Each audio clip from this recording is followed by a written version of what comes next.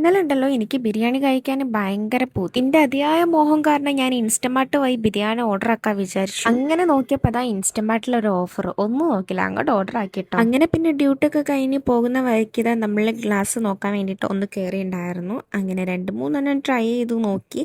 But നമ്മൾ തലേ ദിവസം റേറ്റ് ചോദിച്ചപ്പം കുറവായിരുന്നു, ഇന്നലെ ചോദിച്ചപ്പം അത് കൂടുതലും. അപ്പോൾ പിന്നെ നമ്മൾ വാങ്ങിയില്ല. അപ്പം പിന്നെ വിചാരിച്ചു നാളെ വാങ്ങാതെ. നാളെ എന്തായാലും SM-ലൊക്കെ ഒരു ഇറങ്ങണം. ഓണത്തിന്റെ കുറച്ച് കുറച്ച് സാധനങ്ങളൊക്കെ വാങ്ങാനുണ്ട്. അങ്ങനെ ഇതാ ഇമ്മയും എല്ലാവരും ബീച്ചിന്റെ അവിടെ ചായ കുടിക്കണ്ടായിരുന്നു. അങ്ങനെ ഞങ്ങൾ രണ്ടാളും കൂടി നേരെ അവിടേക്ക് വിട്ടു. വരുന്ന വഴിക്ക് നല്ല അസലും മഴയും കൊണ്ട് പെട്ടെന്നാണ് കേട്ടോ മഴ പെയ്തിട്ടുണ്ടായിരുന്നത്. സ്വിച്ച് ഇട്ടായത് ആദ്യം ഫസ്റ്റിലൊന്ന് ചാറുന്നു പോരില്ലായിരുന്നു, ഒരൊറ്റ പെയ്യലായിരുന്നു. ഞങ്ങൾ എത്തിയപ്പോഴത്തേക്ക് ഇവരിതാ കപ്പ ബിരിയാണി ഒക്കെ ഓർഡർ ചെയ്ത് കഴിക്കുന്നുണ്ടായിരുന്നു. നല്ല ടേസ്റ്റ് ഉണ്ടായിരുന്നു. ഞാനും സഫീനും കൂടി പിന്നെ 2 ചായയും പറഞ്ഞ് പിന്നെ ഇതാ കാടമുട്ട ഉണ്ടായിരുന്നു. അങ്ങനെ അതും പറഞ്ഞ് കുറച്ചു നേരം നമ്മൾ വർത്താനൊക്കെ പറഞ്ഞ് അങ്ങനെ കുത്തിരുന്ന് ചായ കുടിച്ചു. എനിക്കാണെങ്കിൽ തിന്നാനൊന്നും വേണമെന്നില്ലേനു, ചായ കിട്ടിയാൽ മതിയായിരുന്നു. കാരണം നല്ല തലവേദന ഉണ്ടായിരുന്നു. തലവേദനന്റെ കൂട്ടത്തിൽ ആ ഹെൽമെറ്റും കൂടി ഇട്ട് വന്നപ്പോൾ പിന്നെ പറയും വേണ്ട. അങ്ങനെ ഇതാ നേരെ നമ്മൾ അതൊക്കെ കഴിഞ്ഞപ്പം ആന്റിന്റെ അവിടേക്ക് പോയിട്ടോ. അവിടെ പോയിട്ട് ഇതാ ബേബിക്ക് ഒരു ഡ്രസ്സ് അടിച്ച് കൊണ്ടുവന്നിട്ടുണ്ടായിരുന്നു. അങ്ങനെ അതും ഇട്ട് കൊടുത്ത്.